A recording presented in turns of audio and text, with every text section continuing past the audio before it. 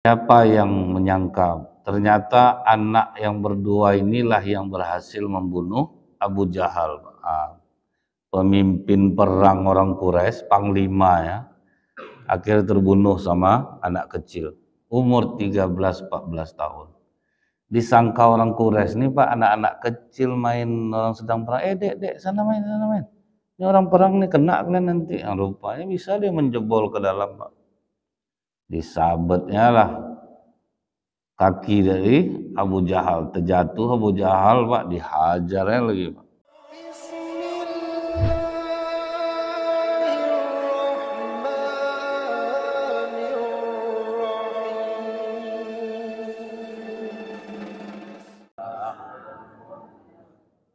Innal hamdalillah nahmaduhu wa nasta'inu wa nastaghfiruh wa na'udzu billahi min syururi anfusina wa min sayyiati a'malina. May yahdihillahu fala mudhillalah wa may yudlil fala hadiyalah. Asyhadu an la ilaha illallah wahdahu la syarikalah wa asyhadu anna Muhammadan abduhu wa rasuluh. Allahumma sholli wa sallim wa barik ala hadzal nabiyil karim wa ala alihi wa sahbihi ajmain. Bapak-bapak pengurus masjid yang saya hormati, alim ulama, tokoh masyarakat, cerdik pandai, Bapak Ibu, orang tua yang saya muliakan, hadirin hadirat yang semoga kita semua senantiasa dirahmati oleh Allah. Senantiasa kita terus bersyukur kepada Allah dengan mengucapkan alhamdulillahirabbil alamin atas nikmat iman yang Allah karuniakan sehingga ringan langkah kaki Bapak Ibu menuju masjid ini, bertahan duduk menjelang waktu syuruk. Semoga apa-apa yang Allah berikan ini senantiasa dicurahkan Allah sehingga menjadi penyebab diampuni dosa-dosa kita, dimudahkan segala urusan, dimurahkan rezeki insyaallah. Bersolawat kita kepada Rasulullah sallallahu alaihi wasallam dengan ucapan Allahumma sholli ala Muhammad wa ala alihi washabihi wasallim. Semoga dengan banyak kita bersolawat kita mendapatkan syafaat di yaumil akhir kelak. Kalau kita mengingat kembali Pak, di saat Rasulullah sallallahu alaihi wasallam dan beberapa orang sahabat sampai di Madinah. Jadi Rasulullah di atas onta. Begitu sampai di Madinah, banyak orang-orang yang menyambut kehadiran Rasulullah, dan orang-orang kaya di Madinah waktu itu berusaha mengajak Rasulullah, di rumah aku saja ya Rasulullah. Semua orang ingin Rasulullah berada di rumahnya. Berebut tuh Pak. Sampai ada yang menceritakan kalau rumah aku tuh lapang ya Rasulullah, kau pasti senang di sana. Begitulah kerinduan orang ketika bertemu dengan Rasulullah, disambut gitu. Jadi masalah penyambutan itu tuh, misal kita melihat Pak ya, Ustadz Abdul Somad di Malaysia, riuh orang menyambut. Itulah kerinduan, penghargaan karena mereka memuliakan. Jadi yang namanya disambut tuh tidak ada orang tidak senang. Kalau kita pergi ke pesta orang Bu ya, yang menyambut kan ada tuh Pak ya, ada Pak RW, Pak RT, cobalah tidak ada yang menyambut Pak. Itu jadi cerita di masyarakat, tidak bergaul dia mungkin, tidak ada orang menyambut satupun. Jadi memang penyambutan itu sesuatu yang boleh, dan itulah menjadi orang yang datang merasa dihargai. Jadi itu bagian dari akhlak Pak ya, menghargai. Setelah orang semua menginginkan Rasulullah berada di rumahnya, Rasulullah tidak mau membuat orang tersinggung. Kan bingung tuh Bu, memilih di mana dia mau tidur, semua menginginkannya. Mau dibagi satu-satu tuh payah pula jadinya Pak kan. Jadi kata Rasulullah, biarkan ontaku ini berjalan. Di mana dia berhenti, disitulah aku tinggal. Jadi tidak ada orang yang tersinggung. Macam mana membujuk onta nih Pak kan, arahlah ke rumah aku, dia tidak ngerti Pak. Jadi ini salah satu cara Rasulullah agar masyarakat tidak tersinggung waktu itu. Biarkan ontaku ini yang memilih di mana aku harus tinggal. Baru diam semuanya. Tidak ada yang tersinggung jadinya Pak.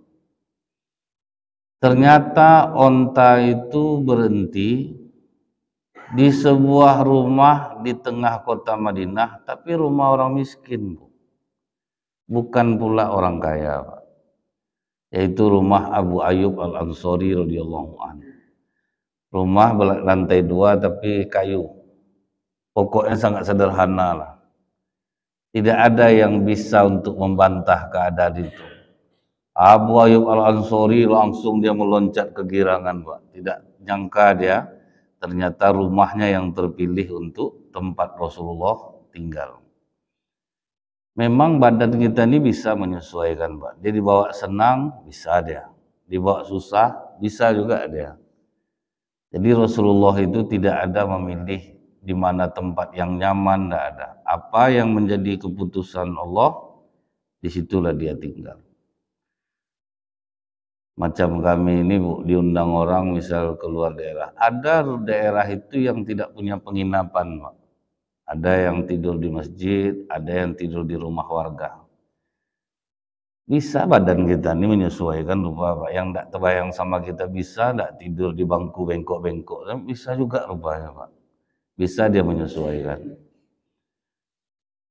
Begitu Rasulullah tinggal di rumah Abu Ayyub Al-Ansari ini, memohonlah Abu Ayyub nih, Bu, ya Rasulullah, kalau kau di bawah, tidak tenang tidur kami di atas. Jadi kau di atas ya Rasulullah, biar kami yang di bawah. Kata Rasulullah, tidak, kalian di atas, aku bersama Abu Bakar di bawah. Karena kalau orang datang jadi tidak terganggu jadinya. Jadi langsung bisa ketemu, jadi kau tetap saja di atas. Jadi tidak pula Rasulullah itu haruslah dia pula yang di atas. Ini hanya masalah tempat saja. Cuman Abu Ayyub Al-Ansari tidak bisa tidur dia di atas, Pak. Apa kata sama istrinya, jangan sampai setentang badan kita dengan Rasulullah. Akhirnya tidur duduklah dia di sudut rumahnya itu.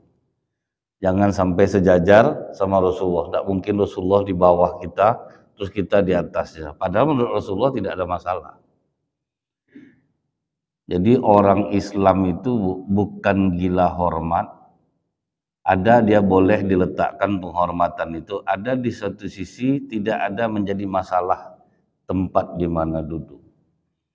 Saya ingat ketika Presiden Erdogan sholat Jumat terlambat datang. Tidak ada disediakan tempat khusus di masjid itu, Pak. Di luar itu dia sholat. Karena memang tidak ada saf lagi. Kalau kita kan ada kadang betul maka sering saya cabut tuh, Pak, misalnya khatib, muazzin kan ada tulisannya tuh, Pak. Malu lah kita rasanya ada macam itu. Kalau terlambat datang di belakang, nanti kok dipanggil maju lah kita. Kalau enggak udah jelas jadi khatib, jangan lambat-lambat datang. Nah, ini lambatlah datang, Pak, tuh langkah-langkah lah orang kan. Kalau ceramah bukan main lagi, Bu. Datang lebih awal dicatat oleh malaikat. Nah, ini kadang sengaja lah terlambat tuh, Pak. Kita udah tahu nih kita khatib, ngapa lambat-lambat datang? Cepatlah datang gitu. Nah kemudian, Bu, ya, Rasulullah itu tidak pernah mengajarkan di masjid itu seperti ada kaplingan khusus, misalnya saf pertama itu untuk sini, saf kedua untuk ini, tidak ada. Jadi ada kalanya dimuliakan dalam sisi lain, ada kalanya tidak perlu diperlakukan khusus. Waktu Abu Ayyub Al-Ansari tidur di atas tuh, ya, di sudut tuh tertendanglah sama dia. Kalau bahasa kitanya wantek lah, Pak, pewarna baju. Takut dia menetes ke bawah, dia ambilnya bajunya itu jadi korban, Pak, untuk mengeringkannya. Begitu takutnya dia, jangan sampai tetesan itu jatuh ke bawah mengenai baju Rasulullah.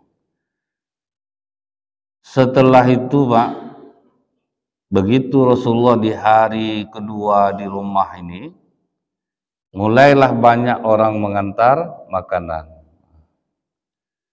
Salah satu yang pertama kali mengantarkan makanan itu anak kecil, namanya Zaid bin Sabit. Dialah anak kecil yang pertama kali mengantarkan makanan ke Rasulullah. Ya Rasulullah, ini ada makanan dari ibu.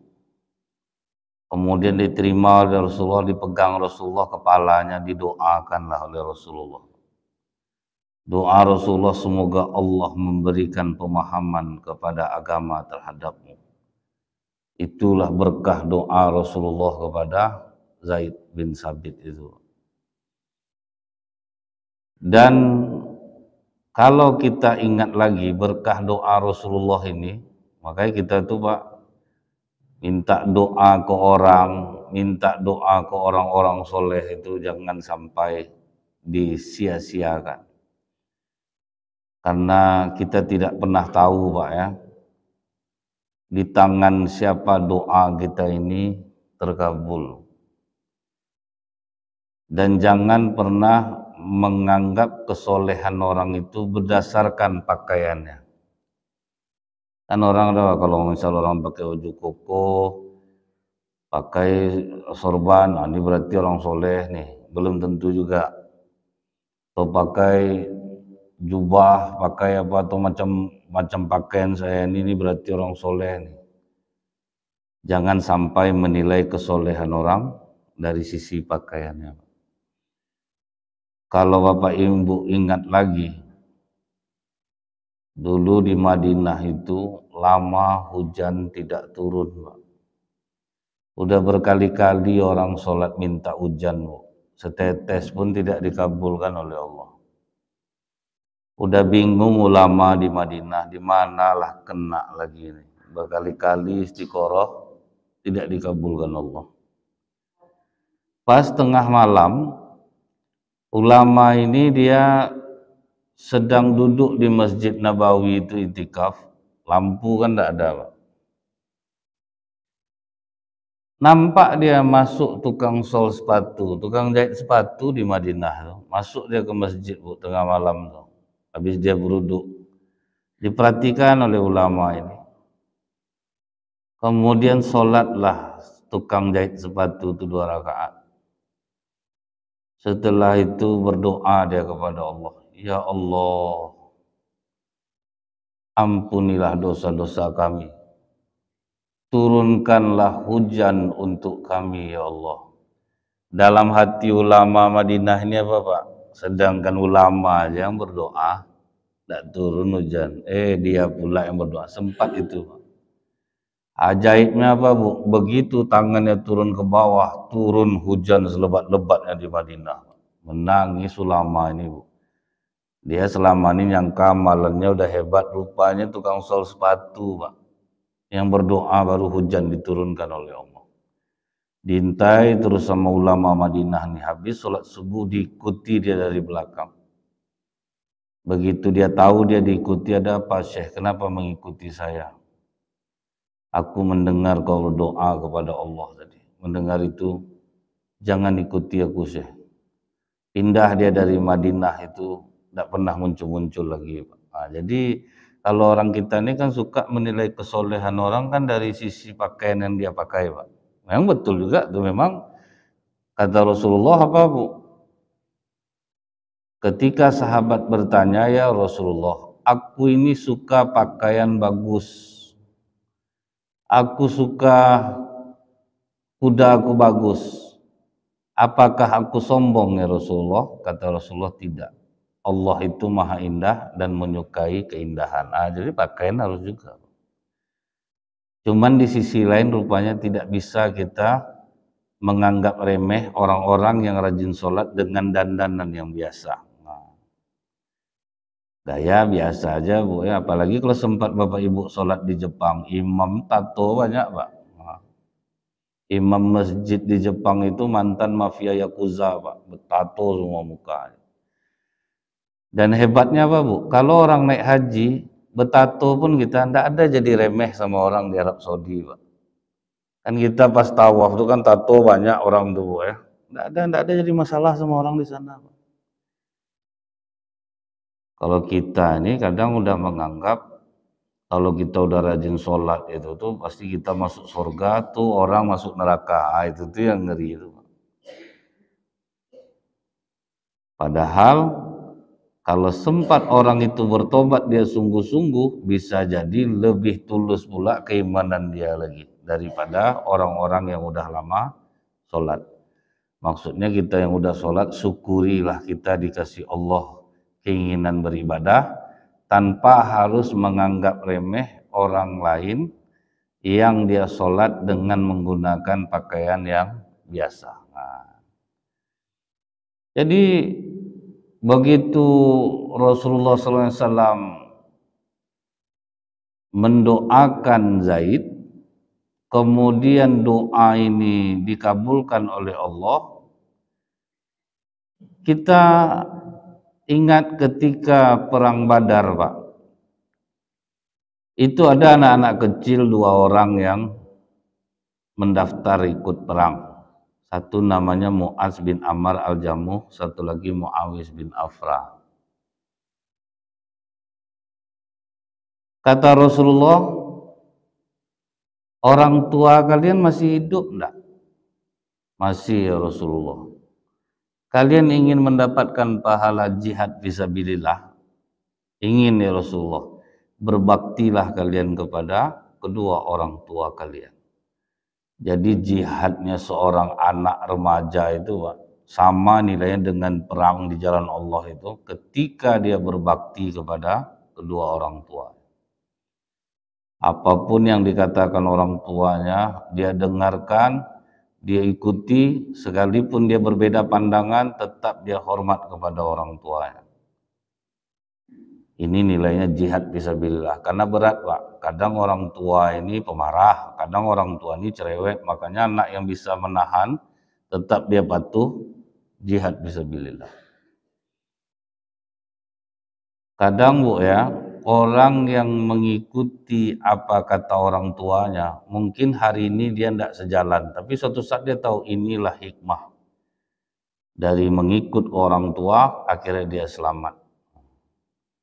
Walaupun awalnya dia tidak setuju. Ada anak laki-laki, dia sangat berbakti sama orang tuanya. Tidak pernah membantah orang tuanya. Begitu dia menikah, istrinya minta kita ngontrak aja lah. Tapi mak laki-laki ini minta tinggallah sama mak. Saya tidak ada kawan di rumah.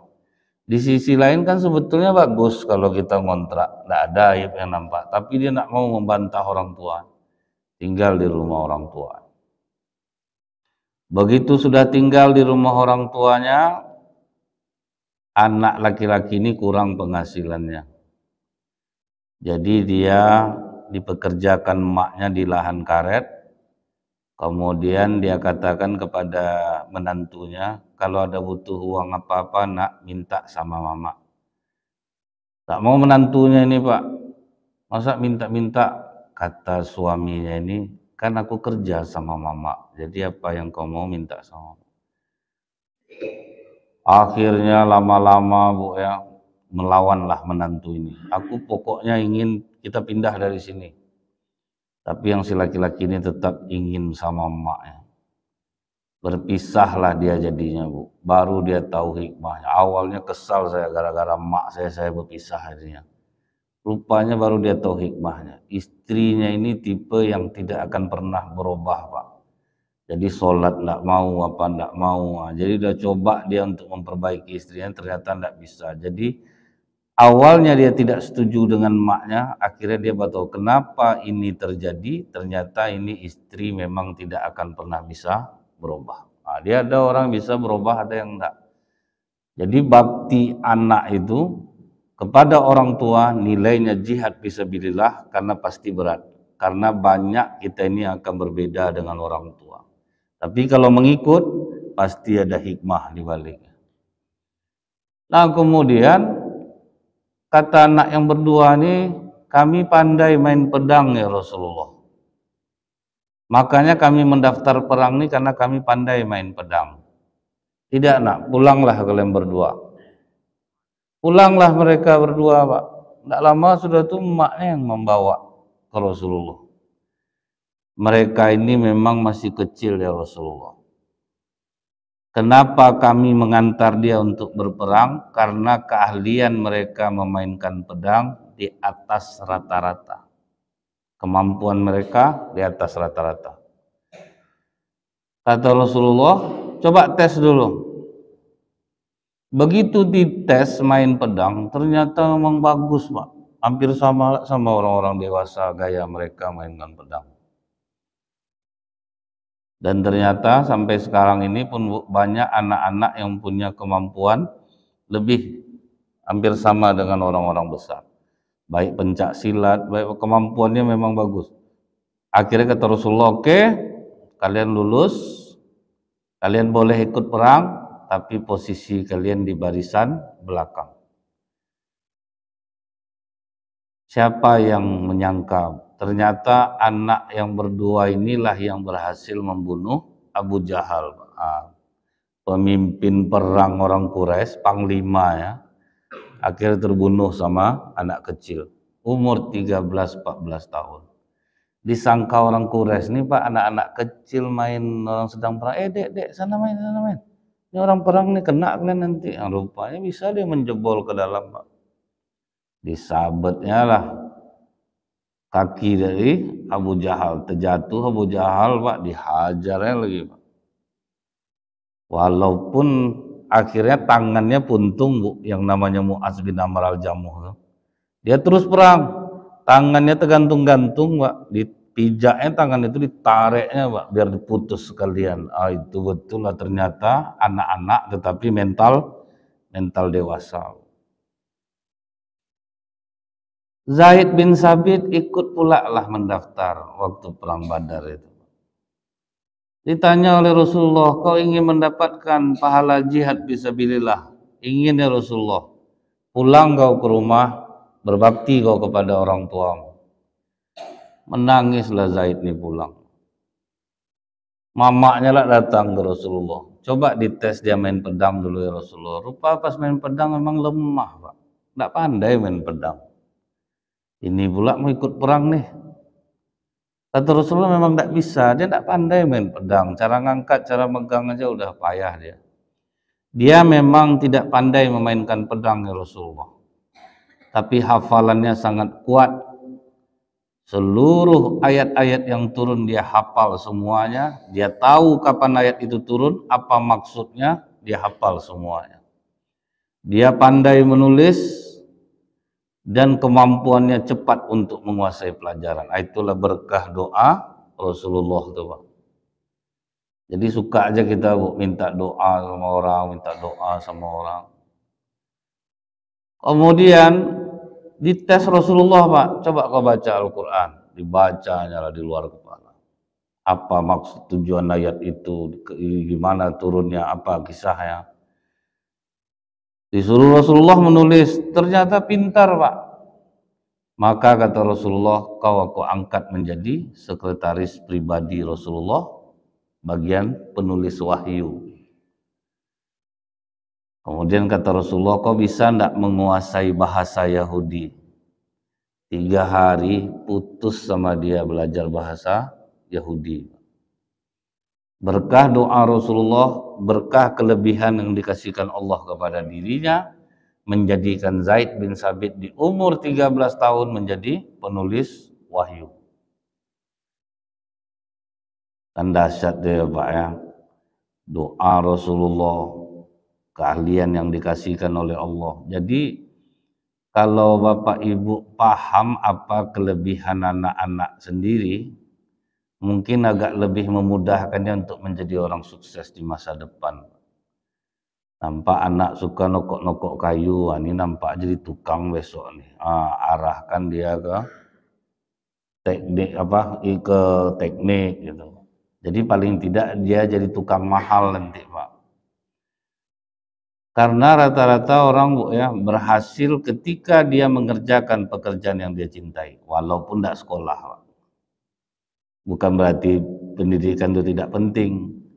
Ada pengusaha di Pekanbaru nih, tamat SMP cuman, Pak, tertanggung kayaknya. Ada yang tidak tamat SD, tapi dia melakukan apa yang dia cintai.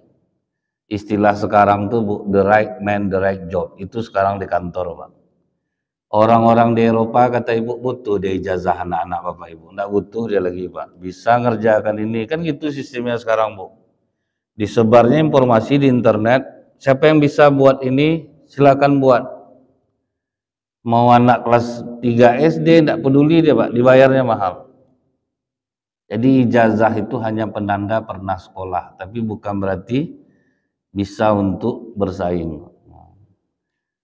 Pendidikan itu penting bu, tapi jangan sampai kita menganggap nanti kau lulus ini jadi kau pegawai negeri, lulus kau ini jadi ini, itu susah. Ada pegawai pajak bu ya, gaji 15 juta sebulan berhenti dia pak, jadi tukang kue dia di jalan, dan itu berhasil dia sekarang pak. Keluarga ngamuk sama dia, jadi PNS itu bukan mudah, malah jadi tukang kue.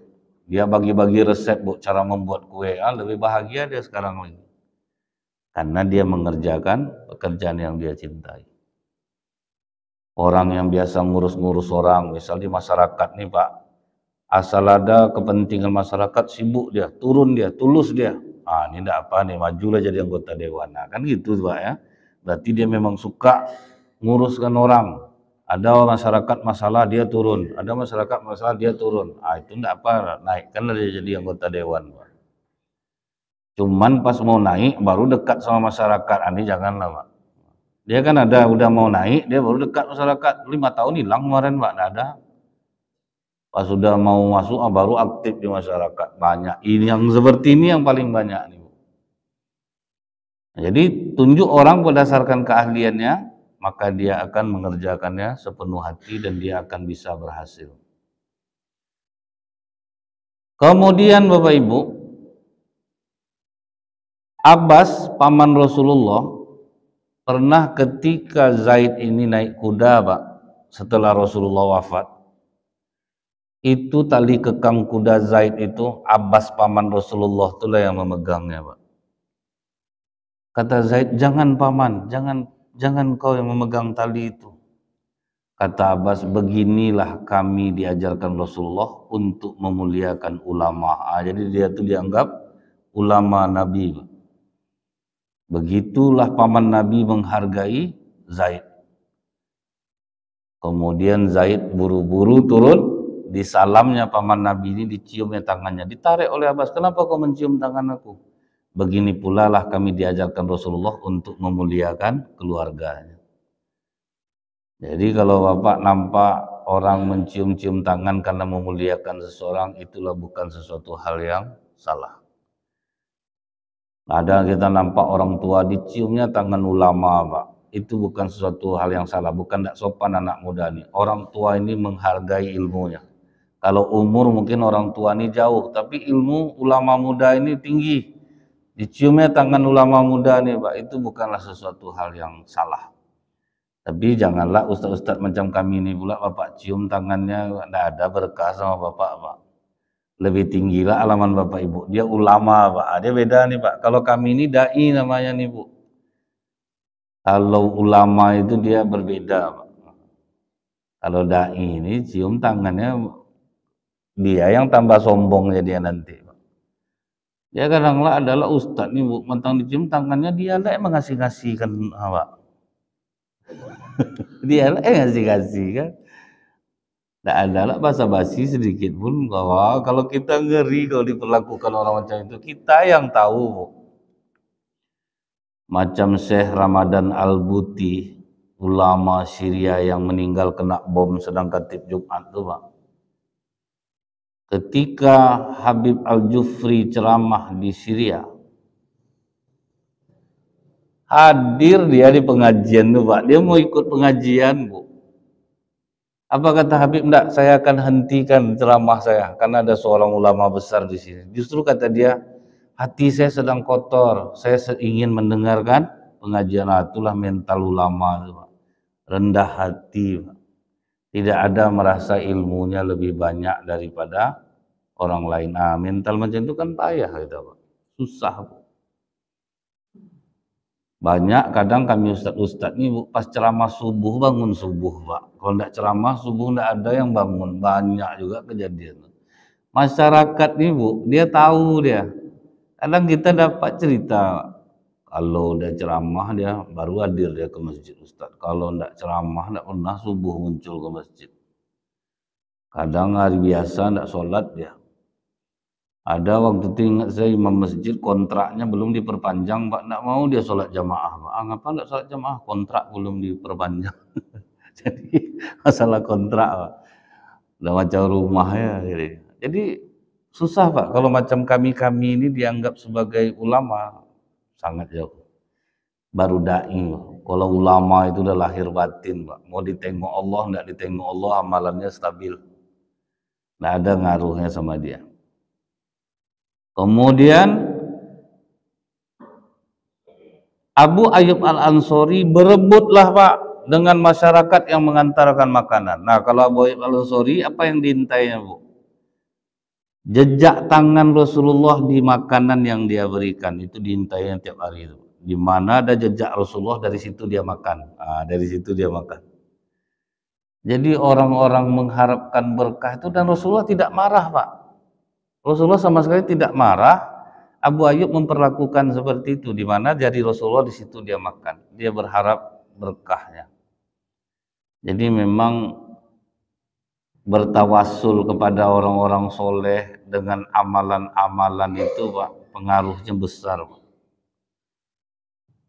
Dengan memuliakan, ada kalau kita lihat, Pak, ya, kalau di pondok-pondok pesantren yang ditunggu orang tua apa, Bu? Sisa air gurunya itu, Pak.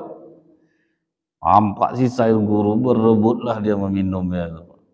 Orang banyak kata itu tidak boleh seperti itu, sama sikapnya gulu berlebih-lebihan. Enggak. Begitulah orang memuliakan pasti akan mempengaruhi kepada dirinya. Kalau sekarang ini, Bu, kita itu sudah banyak penyakit gaib yang tidak terlihat. Sedangkan kita menghina orang biasa, menggunjing orang biasa saja, kata Allah, akhihi mayyitam fakarihtumuh, seperti memakan daging bangkai saudara kita yang sudah mati. Menghina ulama seperti memakan daging bangkai beracun lagi, Pak. Nah, kita ini sekarang, Bu, kalaupun kita tidak setuju dengan seorang ustadz yang menyampaikan pengajian, jangan dilawan. Makanya banyak orang kena penyakit gaib sekarang nih, Bu, karena banyak makan daging bangkai orang, Pak. Saya disampaikan oleh pamannya sendiri, Pak. Dia punya keponakan suka betul menghina Ustadz Abdul Somad karena dia pengajiannya beda. Saking bencinya dia, Ustadz Somad sempat tidak ada hukum di Indonesia ini, aku bunuh Somad nih, kata dia. Apa kata pamannya? Tragis matinya Ustadz. Saya itu betul, pas saya cerita macam ini, Bu, di pengajian, dia bilang betul kata Ustadz, ponakan saya sendiri kena, tragis mati. Jadi maka banyak orang, Bu, muka soleh-soleh di rumah sakit itu, tapi penyakitnya parah-parah, Pak. Kenapa? Dia kalau tidak suka sama Ustadz, dia maki-maki Ustadz itu di belakangnya. Yang kita sekarang sedang ngetren itu di Pekanbaru, Pak. Ustadz apa macam itu tuh. Nah, terlalu kalau tidak suka itu menghina, menjatuhkan dia. Sedangkan orang biasa saja kita tidak hormati, kita gunjing-gunjing dia, sama makan daging bangkai saudara yang sudah mati. Tentu lebih parah lagi kalau orang-orang yang berilmu dalam agama ini. Ini udah banyak orang kena nih, Pak. Orang yang kena tidak ketemu penyakitnya, tapi makin parah aja. Karena terlalu banyak makan daging bangkai gaib nih, Bu. Dia tidak terlihat, banyak makan daging bangkai. Badan berat-berat juga rasanya, diurut tidak juga hilang, dicek kolesterol bagus, Pak. Tapi badan lemah, banyak makan bangkai.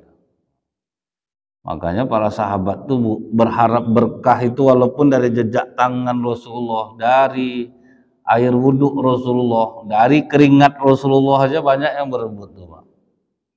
Karena mereka sangat memuliakan. Jadi kalaupun kita tidak setuju dengan sebagian ustadz, bukan itu menjadi pembenaran untuk kita menghina dan merendahkan dia. Apa yang paling berharga di diri seorang muslim itu, Bu? Kehormatannya. Jadi ketika kita melanggar kehormatan orang, maka dosanya sangat besar, Pak. Jadi mudah-mudahan kita ini menjadi hamba-hamba Allah yang sangat memuliakan manusia, yang lebih mencari banyak kebaikannya daripada keburukannya. Subhanakallahumma bihamdika asyhadu an la ilaha illa anta astaghfiruka wa atubu ilaik. Assalamualaikum warahmatullahi wabarakatuh.